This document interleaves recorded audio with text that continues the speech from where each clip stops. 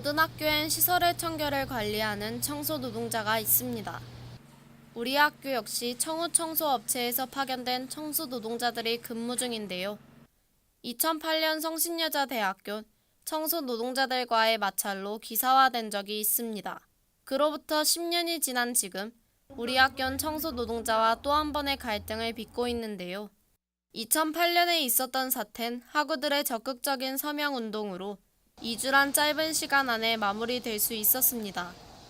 현재도 각종 SNS를 타고 청소 노동자들을 지지하는 응원글이 올라오는데요. 계속 자신의 권리를 찾을 때까지 운동하셨으면 좋겠어요. 응원합니다. 이처럼 학우들은 이번 노조운동 사태를 보고 청소 노동자들에게 응원의 메시지를 남기고 있는데요. 10년 전 노조 사태에서도 서명운동에 학우들의 반 이상이 참여할 정도로 지지도가 높았습니다. 때문에 2주 만에 청소 노동자들이 권리를 되찾을 수 있었는데요. 10년이 지난 현재 이번 상황에 대한 학우들의 이해도는 어느 정도일까요? 이를 알아보기 위해 설문조사를 실시했습니다. 설문조사 결과에 따르면 청소 노동자들이 학교에 요구하는 사항을 3가지 이상 알고 있는지에 대한 질문에 그렇다고 대답한 비율이 26%인데요. 반면 그렇지 않다고 답한 비율은 74%로 정확한 요구사항을 알고 있는 학우가 더 적은 것으로 나타났습니다. 또한 노조 사태의 진행 정도에 관한 질문에도 잘 알고 있다가 13%, 그렇지 않다가 87%로 정확한 진행 정도를 모르는 학우가 더 많았는데요. 하지만 피켓운동과 서명운동에 동참했냐는 질문엔 68%의 학우가 그렇다고 응답했습니다. 이를 통해 정확한 정보를 알의 중요성과 학교를 무조건 비난하는 행위에 대해 비판적인 시각이 필요함을 알 수 있었는데요. 학우들은 학교 측의 이야기에 귀 기울여 현재 상황을 객관적이고 중립적인 시각으로 바라봐야 합니다. 학우들은 여론에 휩쓸려 자칫 편중된 시각을 가질 수 있다는 점을 유의해야 하는데요. 학우들이 청소 노동자의 의견을 주로 접하다 보니 구체적인 상황을 파악하기보단 주변 여론에 휩쓸려 학교 측을 무조건 부정적인 시각으로 바라보는 경우가 종종 발생하기 때문입니다. 이를 통해 노조 실태에 대한 잘못된 정보가 퍼지기도 하는데요. 그만큼 청소 노동자들과 학교의 입장을 명확히 정리한 객관적인 사실 확인과 해결이 필요합니다. 사실 현재 근무하고 있는 청소 노동자들은 학교에 직접 고용되지 않았는데요. 따라서 대부분의 학우에게 알려진 사실과 달리 청소 노동자들과 직접적인 갈등을 겪고 있는 곳은 학교가 아닌 청소 용역 업체입니다. 그렇기 때문에 주요 문제인 임금과 정년 문제는 청우와 노동자들 사이의 협의가 필요한 사항인데요. 하지만 청소 노동자들은 청우와의 타협이 원만하게 이뤄지지 않자 업체를 고용한 학교에게 직접적으로 요구하고 있습니다. 노동조합이 학교에게 가장 강력하게 요구하고 있는 건 임금 인상과 정년 연장인데요. 그 첫걸음으로 노동자들은 지난달 피켓 시위를 했습니다. 이후 변화된 점이 있는지 알아봤는데요. 시급도 이제 8천만 원이었는데 270원 올렸어요. 올리고 또 기숙사 청소도 이제 해결이 됐어요. 피켓 시위는 큰 효과가 있었습니다. 정년 문제는 조금 더 해결이 필요하지만 피켓 시위 덕분에 청소 노동자들은 기존보다 높은 임금을 보장받게 됐는데요. 하지만 이를 마냥 긍정적으로만 바라볼 순 없습니다. 현재 우리 학교는 재정적으로 풍족하다고 말할 순 없는 상황인데요. 이러한 시기에 청소 노동자들의 임금을 인상할 경우 약 9천만 원 정도의 추가적인 비용이 발생할 것으로 측정됩니다. 직원들도 지금 임금 안 올린 게 7년이 사는데 내년 학교가 적자가 나고 지금 알리면서 올해까지 누적자 168억.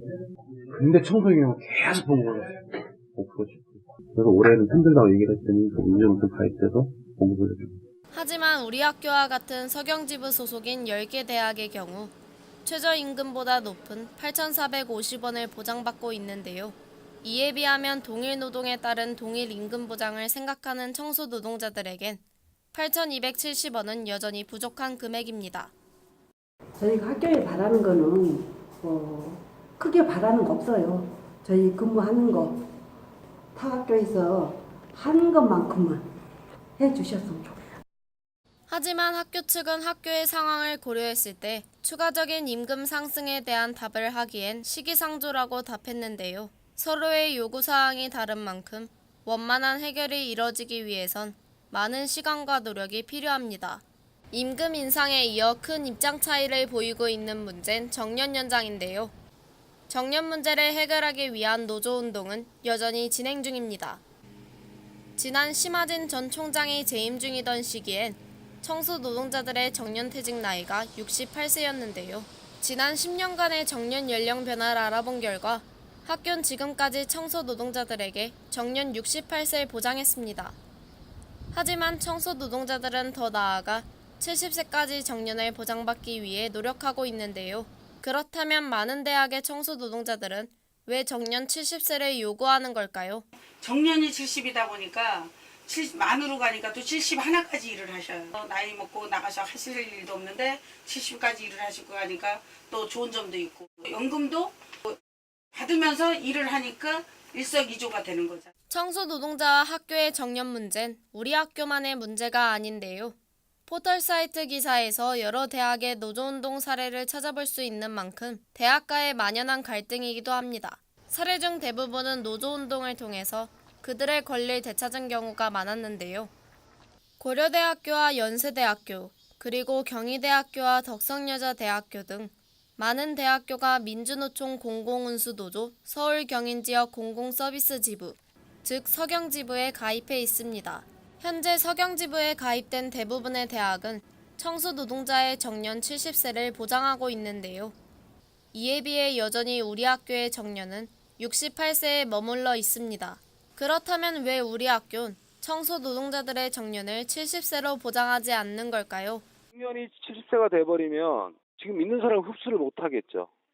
그러니까 예를 들어서 우리가 직접 고용을 하려면 있는 사람을 어느 정도 흡수를 하면서 새로 뽑는 사람을 안고 들어와야 될 거 아닙니까? 근데 새로 오는 사람이 정년이 70세면 나는 학교 직영 안 하고 나는 일반 회사로 가겠다 할 수도 있잖아요. 또 오래 하니까. 그러면 우리가 자연적으로 흡수되기 힘들겠죠. 이렇듯 학교는 정년 70세의 대안으로 직고용을 제시했는데요. 하지만 직접 고용을 실시할 경우 정년이 짧아지는 게 일반적입니다. 이러한 단점을 보완하고자 삼육대학교는 청소노동자 전원을 직접 고용 형태로 바꾼 후 정년이 지나도 본인이 원하면 70세까지 더 근로할 수 있는 촉탁직 제도를 운영하고 있는데요. 뿐만 아니라 청소노동자에게 개별 휴게실 제공과 헬스장 무료 이용, 그리고 교직원 식당 이용 및 식비 제공과 통근버스 이용 등 다양한 복지 혜택까지 제공하고 있습니다. 서경대학교 역시 삼육대학교와 마찬가지로 촉탁직을 운영하는 학교인데요. 교육부에서 모범 사례로 칭할 정도로 서경대학교는 청소 노동자들의 고용 안정을 위해 힘쓰고 있습니다. 현재 76명의 청소 노동자를 파견이나 외주 용역 없이 전원을 직고용함으로써 고용 안정을 실현하고 있는데요. 타 대학의 사례를 비춰봤을 때 노동자들에겐 직고용이 더 많은 혜택을 보장하고 있음을 알 수 있습니다. 하지만 왜 우리 학교의 청소 노동자들은 직고용보다 정년 연장을 중요시하는 걸까요?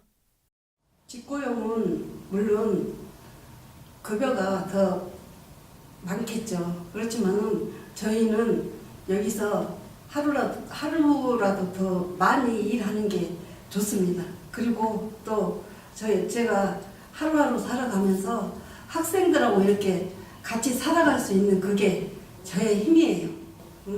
저는 그 직고용으로 더 많이 받는 것보다 정년 70세가 돼서 여기서 더 오래 하는 거를 저는 원합니다. 그러나 계속된 청소 노동자의 정년 연장 요구에도 불구하고 학교가 이를 수용하지 못하는 이유는 정년 연장을 함으로써 발생하는 손실이 너무 크기 때문입니다. 양측의 입장 차이는 이외에 다른 문제에서도 나타났는데요. 첫 번째로 청소 노동자들은 출근 시간 변경에 대해 일방적인 통보 형식이라 말하고 있습니다. 이에 반해 학교 측은 일방적인 통보가 아니었고 영구적 제한이 아니라 시험 운영의 개념이었다고 답했는데요.